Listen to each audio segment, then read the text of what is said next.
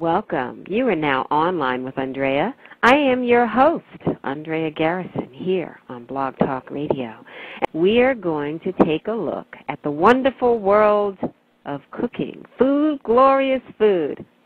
Wow. And cooking with the most important ingredient, and that is cooking with love, with our guest, the author of this wonderful heart-inspired book, Ruth Milstein. Hi, Ruth. How are you? Welcome. Hi, Andrea. I'm thrilled to be on your show. I'm so glad to have you here.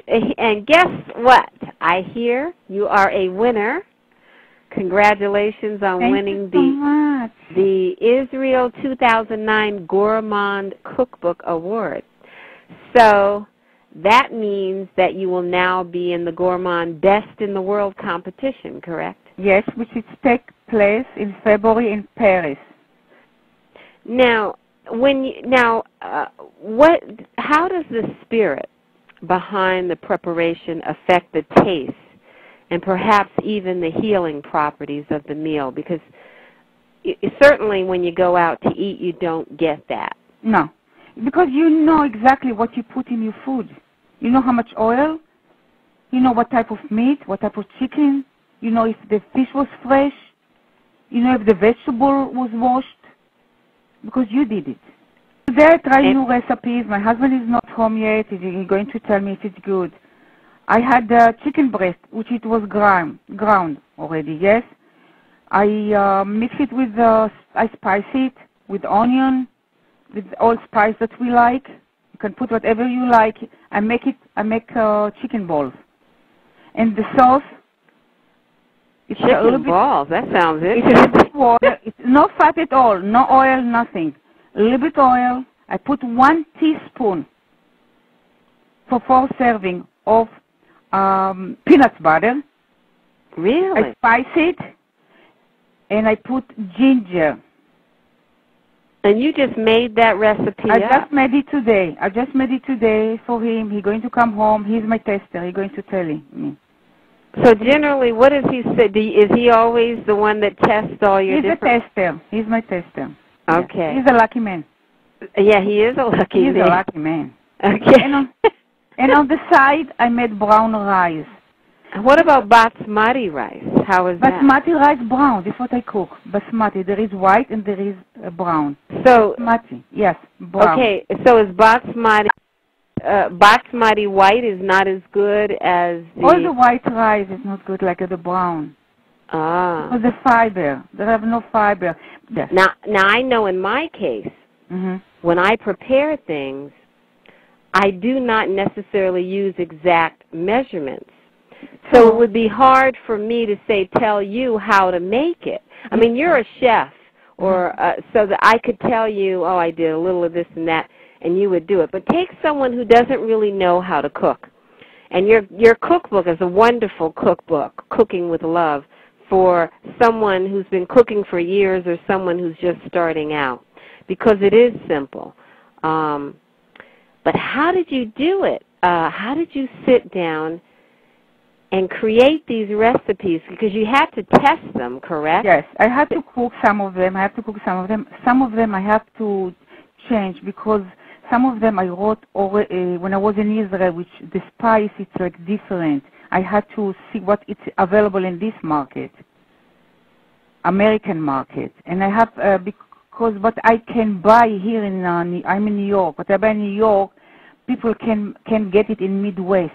And what about spices? Are there certain spices? Oh, they use spices from all around the world. Again, because people in Israel came from all around the world. Right. So they use a variety of spices. A variety of spices, yes. My goodness. I'm just looking at all these recipes. Okay, the chicken with wine and balsamic vinegar. Then you have ginger chicken. See, I'm enticing people. They're going to want to go out and get this book. The ginger chicken looks really good. I haven't had a chance to try any of the recipes yet. Try to use fresh ginger, and if you don't have it, it's also okay. Use powder, it's also okay. But everything fresh, it tastes better. But look to the recipe, how short is it? And when you asked me before how we can cut on fat, You can use many of the recipe, like eggs. If it's called for eggs, use egg white, double the egg white instead of egg yolk. You can do it in most of the recipe. And then you have sea bass with fresh herbs. Oh yes, it's so good. I buy the fish really fresh. My fishmonger is great. It's really great. I buy it all fresh. And you don't have to chew it, just to swallow it. It's so good. All the fish is good. Okay. Now I have to tell you, I make sweet potato pies. Yes.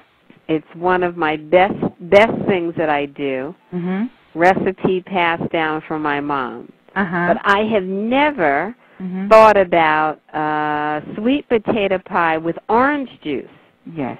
And you use sweet potato pie and orange juice, and then you have sweet potato pie with pecan nuts. Nuts, yes. I want to give it twist, some different for Thanksgiving. I use a lot of citrus because Israel is #1 in the world with exporting orange. And in Israel we use a lot of orange. And instead of milk in dinner, we have oranges on the table. Yeah. And the honey cake. The honey cake and your tofu section, I have to tell you, is awesome. Because you and I talked about this last week, how, tofu doesn't really have much of a taste. No. But it's also hard to find good recipes for tofu. Right. And, of course, you're going to be coming up with a cheesecake recipe for tofu. I will. But you have a recipe for avocado tofu dessert. Now, tell us about that. Now, I was like, wow, what a combination. Yeah. Tofu and avocado? Avocado, it's very healthy, but it's high in calorie. And usually people, they don't like to eat it or just dismiss it. So I made it as a dessert. When I go for book signing, always I take with me the square tofu in ginger. And everybody thinks it's a cheese. Everybody. What are you eating? Cheese. Really? Yes. And always I make it like not double, triple. Because it's so good the next day or day after. It gets better the next day. And you can eat it cold, room temperature, or hot. My goodness. The ginger chicken, then the sea bass, and then the sweet potato pie with orange juice. I'm really thinking about that. And then the tofu avocado. I'm really intrigued. I never would have thought of combining tofu and avocado. That's amazing. Tofu is tasteless. I know. Once you mix it with other ingredients, it brings everything out. It's great. It's great. And the next day always tastes better. Yeah, but I know people scare because they don't know. There is soft, there is medium, there is firm. For the cream, I have soup from tofu also. And it really... Once you mix sesame and a little bit salt, it tastes like salt. It tastes like salt. Salt is very tasty. I love salty food. But it's not healthy. And what are you making for New Year's Eve? New Year's Eve I'm going to make ossobuco. Ossobuco on bed of mashed potato with turnip.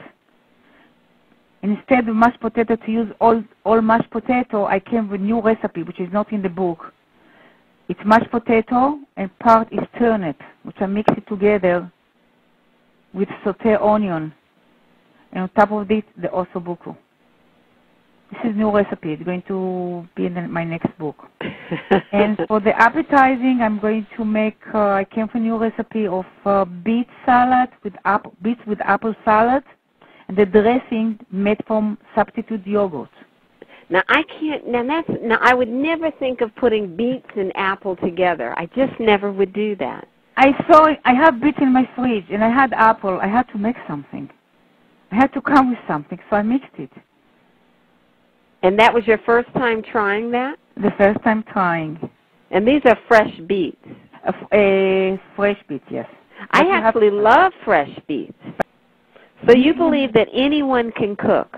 Everybody can cook, yes. Yeah, that'll be wonderful. Well, we're looking forward to you winning, and then we're looking for Cooking with Love Part 2.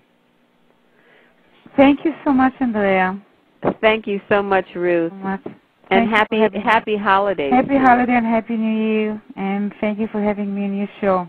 Oh, you're quite welcome, and this program will live a long time because people cook all year round. I know. So this program will be in the archives to entice the listener to cook healthy, eat well.